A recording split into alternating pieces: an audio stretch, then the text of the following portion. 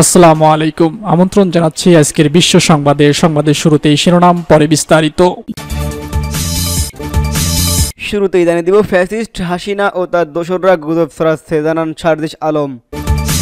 জানাবো, আওয়ামী লীগ সুযোগ পেলে কাউকে ছাড়বে না, জানান নূর। জানিয়ে দেব, দুর্নীতিতে চ্যাম্পিয়নদের মানুষ আর দেখতে চায় না, উল্লেখ করেন চরমনায় পীর। সর্বশেষ জানাবো, অন্তর্বর্তী সরকারের সাথে ভুল বোঝাবুঝির সময় অপচয়, তারেক রহমান। শুনছিলেন সংবাদ শিরোনাম, এবারে বিস্তারিত। শুরুতেই জানিয়ে দিব, ফ্যাসিস্ট হাসিনা ও তার দোসররা গুজব ছড়াচ্ছে, জানান সারজিস আলম। সমন্বয়ক ও জাতীয় নাগরিক কমিটির মুখ্য সংগঠক সারজিস আলম বলেছেন, ফ্যাসিস্ট হাসিনা ও তার সহযোগীরা পাচার করা টাকা ব্যবহার করে গুজব ছড়ানোর মাধ্যমে দেশের মানুষকে বিভ্রান্ত করার চেষ্টা করছে। শনিবার 25 জানুয়ারি পঞ্চগড়ের মকবুলার রহমান সরকারি কলেজ মাঠে অনুষ্ঠিত skill development youth summit program শেষে তিনি কথা বলেন। সারজিস আলম বলেন, বাংলাদেশের মানুষ বিবেকবান হওয়ার এই গুজব এখন কেবল বিনোদনের খোরাক। এ সময় তরুণ প্রজন্মের উদ্দেশ্যে তিনি বলেন, গুজবে বিভ্রান্ত না হয়ে নিজেদের স্বপ্ন ও কাজের প্রতি মনোযোগী হতে হবে। বৈষম্য বিরোধী ছাত্র আন্দোলনের অন্যতম এই সমন্বয়ক বলেন, নতুন বাংলাদেশ গড়ার আন্দোলনে নারীরা সামনের সারিতে ছিল এবং আগামীতেও থাকবে। ছেলেমেয়ে নির্বিশেষে সবাইকে তাদের জায়গা থেকেই কাজ করতে হবে। তিনি আরও বলেন, তরুণদের দক্ষতা উন্নয়নের মাধ্যমে আমরা আগামীর বাংলাদেশ গড়তে কাজ করছি। নিরপেক্ষ নির্বাচন ও অন্তর্বর্তী সরকারের প্রধান উপদেষ্টা ডক্টর মোহাম্মদ ইউনূস প্রসঙ্গেও কথা বলেন জাতীয় নাগরিক কমিটির এই মুখ্য সংগঠক সারজিস আলম। তিনি বলেন, বাংলাদেশে নিরপেক্ষ নির্বাচন আয়োজনের জন্য আলাদা সরকারের প্রয়োজন নেই। ডক্টর ইউনূসের নেতৃত্বেই স্বচ্ছ নির্বাচন সম্ভব হবে। গণতন্ত্রের পথে সুগম করতে আমরা ঐক্যবদ্ধ। এর আগে আজ সকালে পঞ্চগড় রেল স্টেশনের সৌন্দর্য বর্ধন প্রকল্প উদ্বোধন করেন স্বরাষ্ট্র মন্ত্রণালয়ের সিনিয়র সচিব নাসিমুল গনি ও সারজিস আলম। এবারে জানাবো, আওয়ামী লীগ সুযোগ পেলে কাউকে ছাড়বে না, উল্লেখ করেন নূর। আওয়ামী লীগ নিষিদ্ধ করার প্রশ্নে কোনো ছাত্রকে আমরা শক্ত অবস্থানে দেখছি না বলে মন্তব্য করেছেন গণ অধিকার পরিষদের সভাপতি নুরুল হক নূর। তিনি বলেছেন, এই বিষয়ে ছাত্র সংগঠনগুলোর ধারাবাহিকভাবে আন্দোলন চালানোর দরকার ছিল, কিন্তু বুঝতে পারছি না তারা কেন আওয়ামী লীগের প্রশ্নে একটা সুবিধাবাদী অবস্থায় আছে। তিনি বলেন, আওয়ামী লীগ যদি সুযোগ পায় তাহলে কিন্তু কাউকে ছাড়বে না।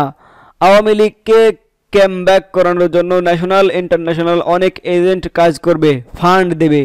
কাজেই ছাত্রদের সহ সব রাজনৈতিক দলকে বলবো, আওয়ামী লীগের প্রশ্নে আপনাদের অবস্থান পরিষ্কার করুন এবং করতেই হবে।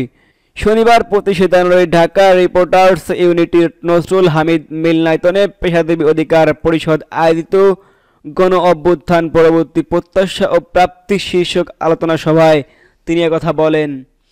নূর বলেন, জুলাই আন্দোলনে সাধারণ কৃষক শ্রমিক জনতার সান্ত্বনার প্রাণ দিয়েছেন। আপনারা দেখান তো কয়জন সচিবের ছেলে এমপির ছেলে মারা গেছে, কিন্তু এর সুবিধা ভোগ করতে এই সমাজের উচ্চবিত্ত ধনী লুটেরা ও সিন্ডিকেট শ্রেণী। এজন্যই আমরা বলছি, আমাদের নতুন রাজনৈতিক বন্দোবস্তের প্রয়োজন হবে। নতুন রাজনৈতিক বন্দোবস্ত আমরা চাই। এটা যদি জনগণ উপলব্ধি না করে তাহলে কিন্তু যেই লাউ সেই কদু।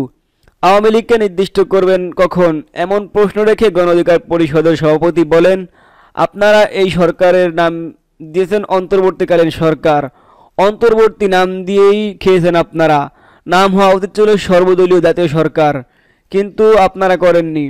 আপনারা ভেবেছিলেন খুবই সহজ, সবাই আজীবনের জন্য মেনে নেবে। আপনারা দেখবেন 5 মাস যেতে না যেতেই সরকার এবং রাজনৈতিক দলগুলো মুখোমুখি দাঁড়াচ্ছে। এভাবে যদি চলতে থাকে তাহলে আওয়ামী লীগকে নিষিদ্ধ করতে হবে না। আপনাদের এই ঝগড়াঝাটি আওয়ামী লীগকে পুনর্বাসনের সুযোগ করে দেবে। আওয়ামী লীগকে নিষিদ্ধ করবেন কোন সময়?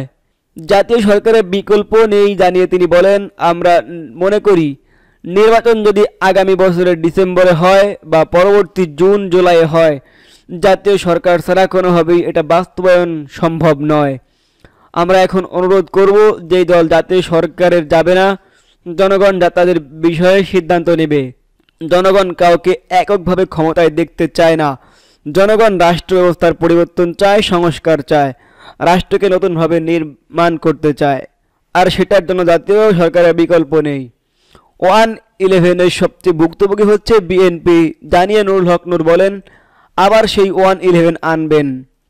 এই যে 111 নিয়ে আলোচনা হচ্ছে, এই 111 কিন্তু আপনারাই ডেকে আনবেন। কাজেই আমরা পরিষ্কারভাবে বলছি, আপনারা গত 5 মাসে রাষ্ট্র পরিচালনার ব্যর্থতার পরিচয় দিয়েছেন। অনতিবিলম্বে উপদেষ্টা পরিষদ পুনর্গঠন করেন। আলোচনা সভায় আরও বক্তব্য রাখেন গণ অধিকার পরিষদের সহসভাপতি ফারুক হাসান, সাধারণ সম্পাদক রাশেদ খান প্রমুখ। এবারে জানাবো, দুর্নীতিতে চ্যাম্পিয়নদের মানুষ আর দেখতে চায় না, জানান চরমোনাই পীর। যারা দেশকে বারবার দুর্নীতিতে চ্যাম্পিয়ন করেছে, মানুষ আর তাদের দেখতে চায় না বলে মন্তব্য করেছেন ইসলামী আন্দোলন বাংলাদেশের আমির ও চরমোনাইয়ের পীর সৈয়দ মুফতি মোহাম্মদ রেজাউল করিম। শনিবার বিকেলে রাজধানীর কারওয়ান বাজারে ইসলামী আন্দোলনের নগর সম্মেলন 2025 এ যোগ দিয়ে তিনি এ মন্তব্য করেন।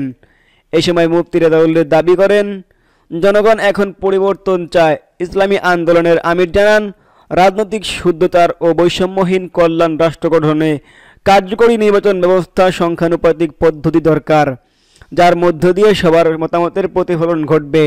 এই সময় বৈষম্য বিরোধী ছাত্র আন্দোলনের মুখ্য সংগঠক আব্দুল হান্নান মাসউদ জানান, গণ অভ্যুত্থানে যেসব রাজনৈতিক দলকে তারা সঙ্গে পেয়েছিলেন, বর্তমানে তাদের অনেকেই সঙ্গে নেই। আওয়ামী লীগকে পুনর্বাসনের চেষ্টা করেছে একটা দল। হুঁশিয়ারি করে তিনি জানান, ফ্যাসিস্ট আওয়ামী লীগের পক্ষে যারাই অবস্থান নেবে, তাদের সঙ্গে দেশের মানুষ সম্পর্ক ছিন্ন করবে। সর্বশেষ জানাবো, অন্তর্বর্তী সরকারের সাথে ভুল বোঝাবুঝি সময়ের অপচয় উল্লেখ করেন তারেক রহমান। অন্তর্বর্তীকালীন সরকারের সাথে কোনো ভুল বোঝাবুঝি অযথা কূটতর্ক সময়ের অপচয় বলে মনে করেন বিএনপির ভারপ্রাপ্ত চেয়ারম্যান তারেক রহমান। তিনি সরকারের দৃষ্টি আকর্ষণ করে বলেন, জনগণ যদি বৃহত্তর স্বার্থে বিভিন্ন ক্ষেত্রে সরকারের ব্যর্থতা ধৈর্য ধরে মানতে পারে, মেনে নিতে পারে, তাহলে যারা সরকারে রয়েছেন তাদের ধৈর্য ও সহনশীলতা আরও বেশি থাকা জরুরি। বিএনপি মনে করেন, জনগণকে নিয়ে রাজনীতি নয়, বরং জনগণের জন্যই রাজনীতি। এ কারণে বিএনপি যে কোনো মূল্যে দেশের জনগণের রাজনৈতিক এবং অর্থনৈতিক ক্ষমতা নিশ্চিত করতে চায়। জাতীয় শিক্ষক দিবস এবং বাংলাদেশ শিক্ষক সমিতির ও বাংলাদেশ কলেজ শিক্ষক সমিতির জাতীয় সম্মেলনের উপলক্ষে গতকাল শনিবার রাজধানীর ইঞ্জিনিয়ার্স ইনস্টিটিউশন প্রাঙ্গণে আয়োজিত শিক্ষক সমাবেশে তিনি সব কথা বলেন। তরুণরা নতুন ব্যবস্থার প্রতি আগ্রহী হয়ে পড়েছে, এটি অবশ্যই একটি ইতিবাচক দিক। এইসব তরুণরাই গত 1.5 শতকে একটি নির্বাচনে ভোট দিতে পারেনি। গণতান্ত্রিক রাজনৈতিক অধিকার বঞ্চিত এইসব তরুণদের কেউ যদি জনগণের অধিকার প্রতিষ্ঠার নতুন রাজনৈতিক দল গঠন করে, অবশ্যই বিএনপি সেই উদ্যোগকে স্বাগত জানায়। তারেক রহমান বলেন, জনগণ বিশ্বাস করে অন্তর্বর্তীকালীন সরকারের মধ্যে সর্বজন সমর্থিত একটি নির্দলীয় অরাজনৈতিক সরকারের পক্ষেই বাজার সিন্ডিকেটের কবল থেকে জনগণকে মুক্তি দেওয়া সহজ। তাহলে এখন প্রশ্ন, অন্তর্বর্তীকালীন সরকার এতদিনেও কোনো বাজার নিয়ন্ত্রণে ব্যর্থ, জনগণের ওপর কেন উল্টো ভ্যাটের বোঝা চাপিয়ে দেওয়া হচ্ছে? এখনও কোনো বাজারে সিন্ডিকেটের দৌরাত্ম্য চলছে। এমন পরিস্থিতিতে জনগণের মনে প্রশ্ন ওঠায়। তিনি আরও বলেন, সরকারের নানা সীমাবদ্ধতা থাকা সত্ত্বেও আমরা মনে করি এই সরকারকে ব্যর্থ হতে দেওয়া যাবে না, কারণ হাজারো শহীদের রক্ত মারিয়ে একটি গণতান্ত্রিক বৈষম্যহীন বাংলাদেশ গড়ার অঙ্গীকার নিয়ে এই সরকার রাষ্ট্র পরিচালনার দায়িত্ব নিয়েছেন।